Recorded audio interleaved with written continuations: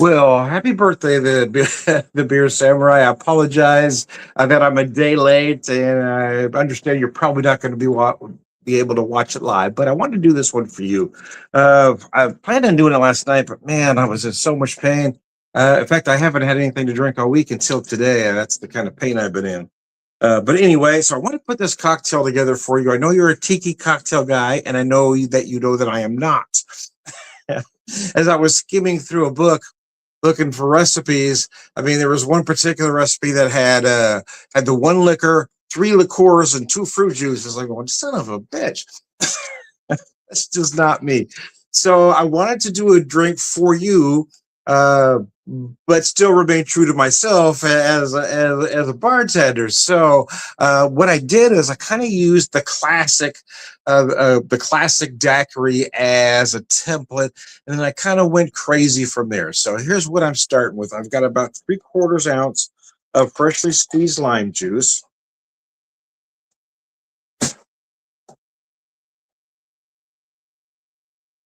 And I usually don't make these cocktails in front of you. I usually have it made, but this one I wanted to do right here just for you. So the main liquor I'm using,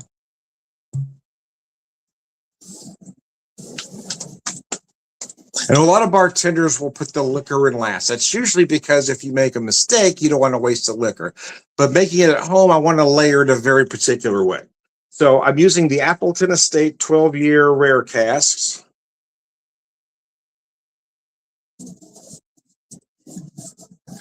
And we're going to do about 2 ounces.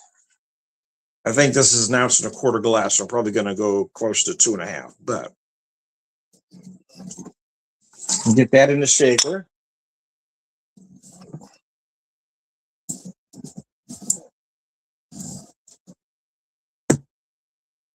Then I'm going to go about 1/2 ounce of ginger liqueur. I'm using the Rocktown ginger, but any ginger you have is fine.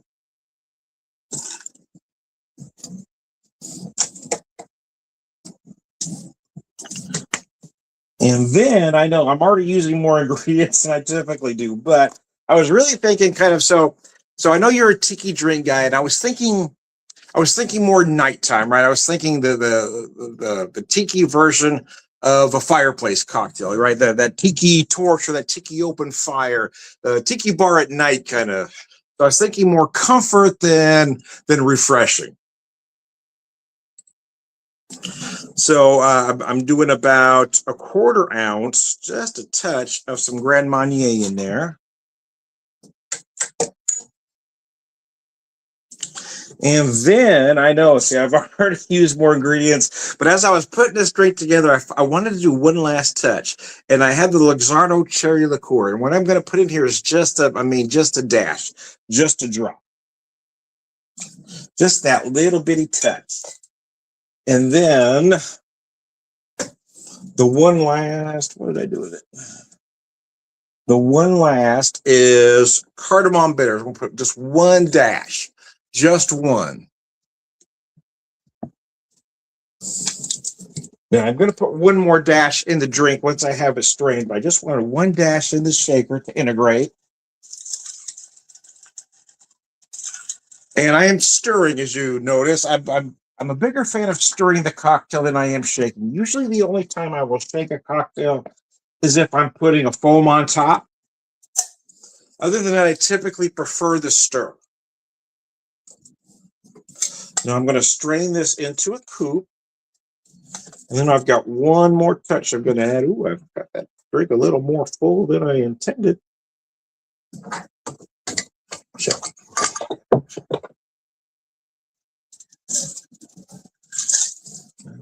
Set that there. And then the one last touch here is I went a little complicated on the garnish. Again, I was thinking over the top for this one because I started with one idea, then I decided to go a different direction.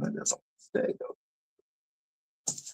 So my garnish has a maraschino cherry, some candied ginger, a candied mandarin, and a lime. But what I'm going to do to change it up just a touch is I'm going to lightly torch the candied ginger and the mandarin, just lightly. I don't want to burn it. I just kind of, I don't want to get those aromatics flowing.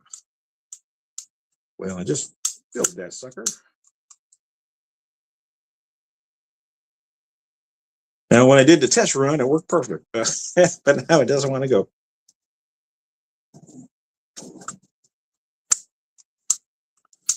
There we go. Give that just a very light torch, just to get the aromatics on the ginger and that candied mandarin going. There we go. Perfect, perfect. All right. I'm just going to lay that over the top of the cocktail. If I can pick it up without spilling here.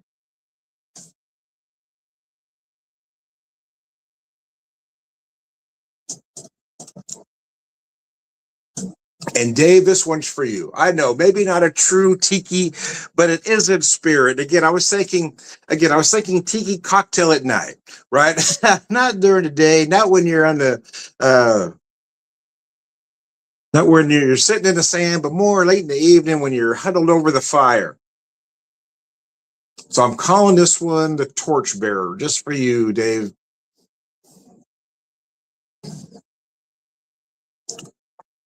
Oh God, that is gorgeous. Oh, I just did realize I forgot something. I said I was going to put one more dash of those bitters right over the top, just to add to the aromatic. There we go. I wanted one dash in the cocktail, but I wanted one right at the end. Oh yeah, that really changes the game. Comforting, comfortable, very easy to drink. I'm just not a fan of a lot of fruit juice in drinks, and some of those were just a little too over the top for me. But then the same book had a recipe just for a classic daiquiri, so I looked at that and I said, okay, I want to do that, but I want to take it just a little farther. Again, I was thinking the tiki version of a fireplace cocktail when I put this one together, so I decided to go with torchbearer.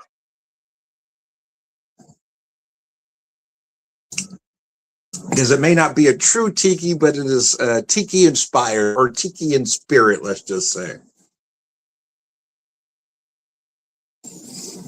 Because I'm not a fan of a cocktail with a lot of ice. I know most people are, especially if you're talking tiki drinks, it's usually served more like a highball. But for me, I like just about everything in a coupe. So I wanted to find a way to take it in that direction. Oh man, that is absolutely gorgeous. I know there's some comments there that I missed. Let me see if I can find them here. Kind of beer we drinking today? Well, none yet, but I will have some. So typically, I will do a 2 cocktail video or 2 beer video. This is just a 1 cocktail video. I meant to do this one last night for my friend Dave, the Beer Samurai, but I was just hurting too bad and too tired. So, but I wanted to get this done before I did anything else. So I wanted to put this together. Jamie, how you doing? All right. So I'll be back with more later, but I wanted to get this one out for my friend Dave since I wasn't able to do it yesterday on his birthday. So by torching that cocktail or torching that garnish just a little bit, I melted that sugar, kind of opened the aromatics on that ginger and the mandarin a little bit. So when I bring this up, I feel that dash of cardamom I put on right at the end. Oh, that's beautiful.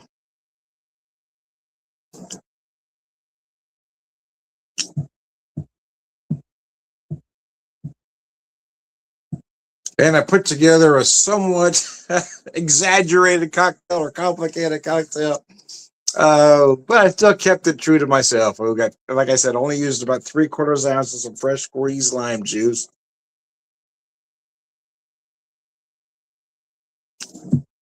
Because originally I was going daiquiri with just the rum and the lime juice, but I wanted to.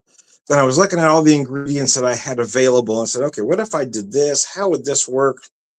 So I did some research to see what would work together with the orange and the ginger play. Would that play with the rum and the lime juice to sort of remain close to a tiki inspired drink?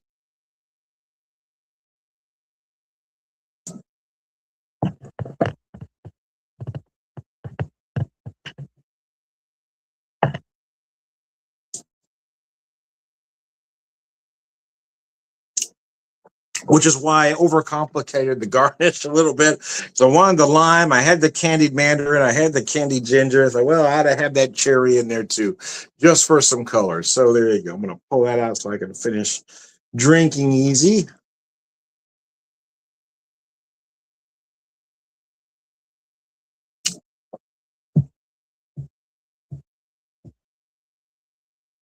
Yeah, everything does play well together. I wanted that ginger because I wanted just a little bit of spice uh, to balance out the acidity, right?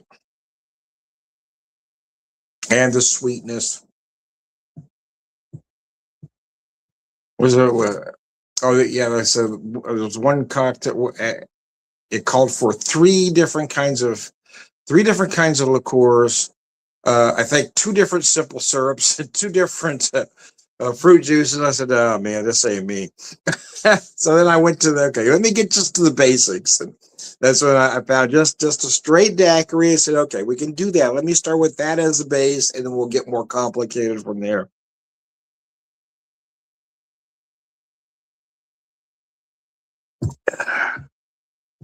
I'm an old fashioned or a Manhattan guy. I'm the three ingredient cocktail guy at work. I mean, I use more, and I've written some cocktails that have more, but that's basically what I'm known for is my versions of the classics.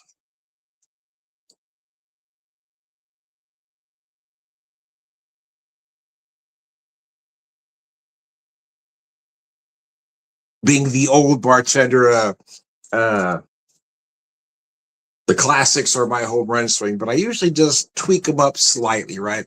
I do an old fashioned, but I do several different versions of because I make my own simple syrups. All the simple syrups that we use are house made by myself.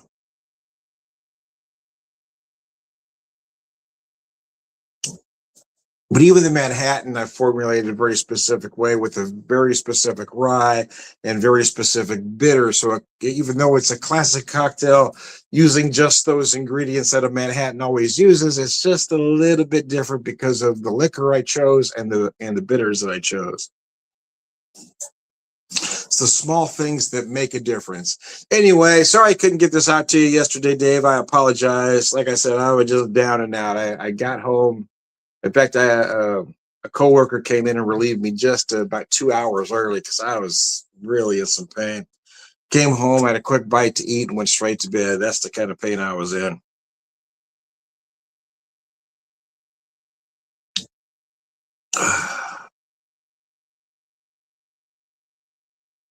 But I had this cocktail in mind that I really wanted to make for you. So I hope this is something that you would enjoy. I am Tom the Whiskey Whisperer. Whiskey Whisperer. Happy birthday, Beer Samurai. I am Tom the Whiskey Whisperer, Whiskey Evangelist, prolific whiskey drinker, purveyor of wisdom, all around good guy. Sláinte, thanks for tuning in.